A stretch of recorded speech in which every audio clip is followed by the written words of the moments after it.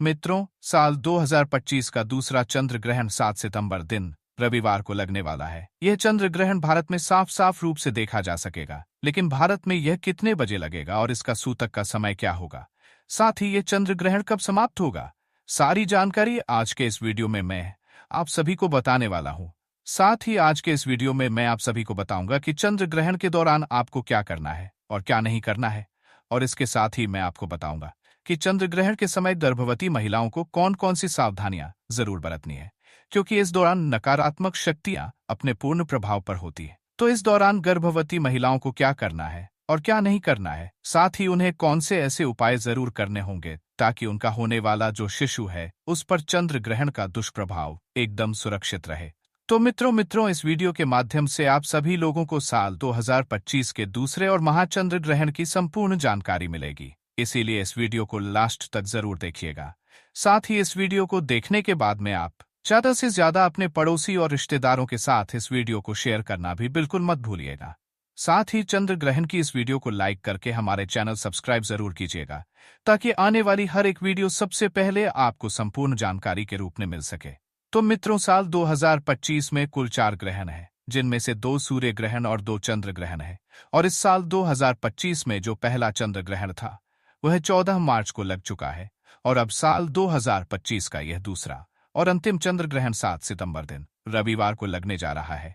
पर मित्रों, यह कोई मामूली चंद्र ग्रहण नहीं होगा, बल्कि एक महाचंद्र ग्रहण होगा जिसका न केवल पूरी दुनिया के ज्योतिष पंडित बल्कि एस्ट्रोलॉजर भी बेसब्री से इंतजार कर रहे हैं। आपको बता दें कि ज्योतिष शास्त्र में चंद्र ग्रहण को अशुभ घटना के रूप में देखा जाता है, क्योंकि चंद्र ग्रहण के दौरान चंद्रमा पीड़ित अवस्था में होते हैं और अशुभ फल देते हैं, क्योंकि इस समय चंद्रमा की जो शक्ति है वह बिल्कुल ही क्षीण होती है।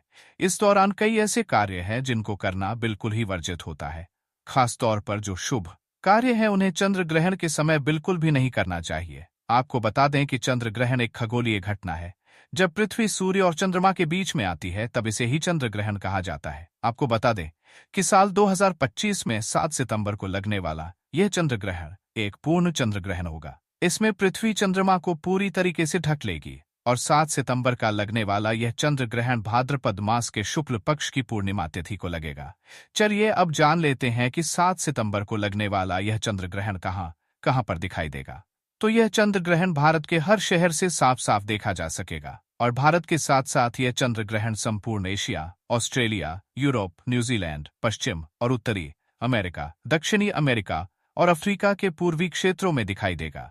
और अब बात कर लेते हैं इस चंद्र ग्रहण के समय की। तो मित्रों, भारतीय समय के अनुसार इस चंद्र ग्रहण की शुरुआत 7 सितंबर 2025 की रात 9:58 पर हो जाएगी, और इस चंद्र ग्रहण की समाप्ति मध्य रात्रि उपरांत यानी कि देर रात 1:26 पर होगी। इस चंद्र ग्रहण की कुल अवधि लगभग 3 घंटे 222 तक रहेगी। और बात कर लें इस चंद्र ग्रहण के सूतक काल की, तो देखिए, जब सूर्य ग्रहण लगता है तो उसका जो सूतक काल होता है वह 12 घंटे पहले से मान्य होता है, लेकिन चंद्र ग्रहण में सूतक काल 9 घंटे पहले से ही मान्य होता है। और क्योंकि यह चंद्र ग्रहण भारत में दिख रहा है, इसलिए भारत में भी इस चंद्र ग्रहण का सूतक काल बिल्कुल ही मान्य होगा। इस बात का आप थोड़ा सा ध्यान रखिएगा। बात कर ले सूतक काल के समय की, तो आपको बता दूं कि इस चंद्र ग्रहण का सूतक काल की शुरुआत 7 सितंबर 2025 की दोपहर 12:49 पर हो जाएगा, और सूतक काल की समाप्ति ग्रहण के साथ ही 7 सितंबर 2025 की मध्य रात्रि उपरांत यानी कि देर रात 1:26 पर होगी। इसलिए मित्रों, इस बात का खास रूप से ध्यान रखिएगा कि भारत में सूतक काल और ग्रहण के सारे नियम मान्य होंगे। भारत में रहने वाले लोगों को इस चंद्र ग्रहण के समय विशेष रूप से सावधानी बरतनी होगी। खासकर गर्भवती महिलाओं को इस समय विशेष सावधानी बरतने की आवश्यकता होती है, क्योंकि ग्रहण का सीधा प्रभाव गर्भ में पल रहे शिशु पर पड़ता है। इसलिए चंद्र ग्रहण के समय गर्भवती महिलाओं को चांद की रोशनी में नहीं जाना चाहिए, और अपने गर्भ पर ग्रहण की छाया तो बिल्कुल ही नहीं पड़ने देनी चाहिए। साथ ही चंद्र ग्रहण के समय गर्भवती महिलाओं को ज्यादा से ज्यादा भगवान का ध्यान, मंत्र जाप आदि करते रहना चाहिए, या किसी धार्मिक पुस्तक का पाठ करना चाहिए। गर्भवती महिलाओं को नुकीली और धारदार चीजों का प्रयोग इस समय सूतक काल और ग्रहण के दौरान बिल्कुल भी करना वर्जित माना जाता है। गर्भवती को ग्रहण में गलती से भी देखना नहीं चाहिए। मित्रों, ग्रहण के समय गर्भवती महिलाओं को किसी भी बात की टेंशन नहीं लेनी चाहिए, और इस दौरान गर्भवती महिला को झुककर भी कोई भी काम नहीं करना चाहिए। इस समय सुई धागे का इस्तेमाल ना करें और ना ही बुनाई करें। ऐसा माना जाता है कि ग्रहण के समय प्रेग्नेंट महिला को धातु से निर्मित चीजों का प्रयोग भी नहीं करना चाहिए और ना ही उन्हें इस समय शरीर में धारण करना चाहिए। संभव हो तो ग्रहण खत्म होने के बाद गर्भवती महिला को स्नान अवश्य ही करना चाहिए और ग्रहण के दौरान अपने पेट पर गेरू का लेप अवश्य ही करके रखना चाहिए। अगर आप बीमार हैं तो किसी कारणवश स्नान ना कर पाए, संभव ना हो तो कम से कम अपने ऊपर गंगाजल का छिड़काव अवश्य ही करें और अपने कपड़े अवश्य बदल लें। ग्रहण के दौरान गर्भवती महिला को खाने में छोंक और तड़का भी नहीं लगाना चाहिए। खाने को जितना साधारण रखें उतना ही बेहतर होगा। इसके अलावा बता दें कि ग्रहण के समय पति पत्नी को शारीरिक संबंध भी नहीं बनाने चाहिए। ऐसा करने से आपके घर की सुख शांति खराब हो जाती है। यदि आपकी कुंडली में कोई दोष है तो इस समय ग्रहण के दौरान आप घर से बाहर ना निकलें, खासकर जिनकी कुंडली में राहु केतु का प्रभाव ज्यादा हो। आपको बता दें कि ग्रहण के दौरान तेल मालिश भी नहीं करनी चाहिए। ऐसा करने से त्वचा संबंधी रोगों का सामना करना पड़ता है। दोस्तों, ग्रहण के समय तुलसी के पत्तों का विशेष महत्व होता है। इस समय तुलसी के पत्तों को तोड़ना अशुभ माना जाता है। किसी भी चीज में खाने पीने की जो चीजें हैं उनमें तुलसी दल तोड़कर पहले से ही रख लें और फिर उन्हें जरूर ही डालें। इसके अलावा बता दें कि चंद्र ग्रहण के समय सभी लोगों को कुछ खास बातों का जरूर ध्यान रखना चाहिए, क्योंकि चंद्र ग्रहण का नकारात्मक प्रभाव सभी लोगों के जीवन में देखने को मिलता है। ध्यान रखें कि चंद्र ग्रहण के दौरान बालों में तेल लगाना, भोजन करना, पानी पीना, सोना या बाल बनाना, ये सभी कार्य बिल्कुल ही वर्जित होते हैं। इस दौरान कपड़े धोना, बर्तन धोना, खाना बनाना या फिर ताला खोलना और दंत मंजन करने की भी मनाही की जाती है। अगर आप बीमार हैं, बुजुर्ग हैं या बच्चे हैं या फिर गर्भवती महिला है और इस समय ग्रहण के समय कुछ भी खाने पीने की आवश्यकता हो, तो आप ग्रहण के सूतक काल लगने से पहले ही खाने पीने की पूरी तैयारी कर लें और हर एक खाने पीने के सामान में तुलसी दल डालना बिल्कुल भी ना भूलें। इससे उन अन्न और जल में ग्रहण का दोष नहीं लगता है और आप ग्रहण की नकारात्मकता से एकदम सुरक्षित रहेंगे। मित्रों, इसके अलावा चंद्र ग्रहण के समय कोई भी शुभ कार्य नहीं करना चाहिए। आपको बता दें कि ग्रहण के दौरान पूजा भी निषेध मानी गई है।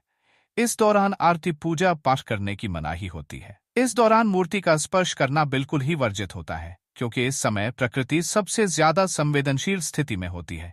यही कारण है कि इस दौरान पेड़ पौधे फूल पत्ते तोड़ना नहीं चाहिए। शास्त्रों के अनुसार चंद्र ग्रहण के दौरान नाखून काटना, बाल काटना, दाढ़ी बनाना अशुभ माना जाता है। आप ग्रहण के समय मांस, मछली, मदिरा आदि का सेवन भी ना करें। ग्रहण की अवधि में यह सब चीजें नहीं खानी चाहिए। सिगरेट और शराब जैसे नशीले पदार्थों से भी बचना चाहिए। चंद्र ग्रहण के दौरान आपको किसी भी तरह का मनोरंजन भी नहीं करना चाहिए। कुछ लोग टाइम पास करने के लिए जुआ या ताश आदि खेलते हैं, जो कि बहुत ही गलत होता है। आपको बता दें कि ग्रहण के समय किसी दूसरे का दिया हुआ अन्न भी नहीं खाना चाहिए, वरना आपके ऊपर भार पड़ता है और 12 वर्षों का पुण्य नष्ट हो जाता है। एक बात का ध्यान रखें कि ग्रहण के दौरान बाहर का खाना भी नहीं खाना चाहिए। इस दौरान सोना नहीं चाहिए, लेकिन गर्भवती महिला, बूढ़े और बच्चों पर यह नियम लागू नहीं होता है। मित्रों, ग्रहण के समय जितना हो सके ईश्वर का ध्यान करना चाहिए। ग्रहण के समय लड़ाई झगड़ा भी नहीं करना चाहिए। इस दौरान झूठ, कपट, बुरे विचारों से परहेज करें। ग्रहण काल में मन और बुद्धि पर पड़ने वाले कुप्रभाव से बचने के लिए आपको ज्यादा से ज्यादा भगवान का नाम जप करना चाहिए या किसी मंत्र का जाप करना चाहिए। आप चंद्र ग्रहण के दौरान चंद्रमा के मंत्रों का जाप करें। एक मंत्र मैं आप सभी को बता रहा हूं, इसे आप कहीं नोट कर लें और चंद्र ग्रहण के दौरान आप इसका जाप कर सकते हैं। मंत्र है ओम चंद्रे नमः या फिर ओम सोम सोमाय नमः या फिर ओम सोमाय नमः। मंत्र का जाप कर सकते हैं और ग्रहण समाप्त होने के बाद गंगा जल डालकर स्नान अवश्य करें। पूरे घर में झाड़ू और पोछा लगाएं। गंगा जल का छिड़काव घर के मंदिर से लेकर घर के हर एक कमरे में जरूर ही करें। इसके बाद आप किसी जरूरतमंद, गरीब या ब्राह्मण को अन्य धन और वस्त्र का दान करें। इससे आपको पुण्य की प्राप्ति होगी। और अब बात कर लेते हैं चंद्र ग्रहण के दौरान आप किन उपायों को करके अपने जीवन के हर एक प्रकार के कष्ट से मुक्ति पा सकते हैं और अपनी मनवांछित इच्छाओं को पूर्ण करवा सकते हैं। देखिए, इस दौरान प्रकृति बहुत ही संवेदनशील होती है। इस दौरान किया गया कोई भी उपाय कभी विफल नहीं जाता है। तो इस समय आप धन लाभ के लिए ग्रहण के समय श्री सूक्त का पाठ करें। इससे धन के कई तरीके से लाभ होते हैं और पैसे रुपए से जुड़े हुए जितने भी ब्लॉकेज आपके जीवन में आपकी कुंडली में लगे हुए हैं वह अपने आप ही खुल जाते हैं। सुख समृद्धि के लिए ग्रहण के समाप्त होने के बाद गाय माता को गुड़ और रोटी अवश्य ही खिलाएं। इससे घर में सुख समृद्धि की प्राप्ति होती है। नजर दोष से मुक्ति पाने के लिए ग्रहण के बाद काले तिल और सरसों के तेल का दीपक पीपल वृक्ष के नीचे जरूर जलाएं। इससे नजर दोष की समस्या से आपको मुक्ति मिलती है। चंद्रमा के दोष, कुंडली में मांगलिक दोष हो या फिर चंद्र दोष हो तो इसके निवारण हेतु ग्रहण के समय चंद्र मंत्र का जाप करें और चांदी के बर्तन में दूध भरकर शिवलिंग पर अर्पित कीजिए। इससे चंद्र दोष बिल्कुल ही समाप्त हो जाएगा। स्वास्थ्य लाभ हेतु, अगर घर परिवार में कोई बहुत ज्यादा बीमार रहता है तो ग्रहण समाप्त होने के बाद स्नान कर गंगा जल छिड़कें और भगवान विष्णु का ध्यान करें।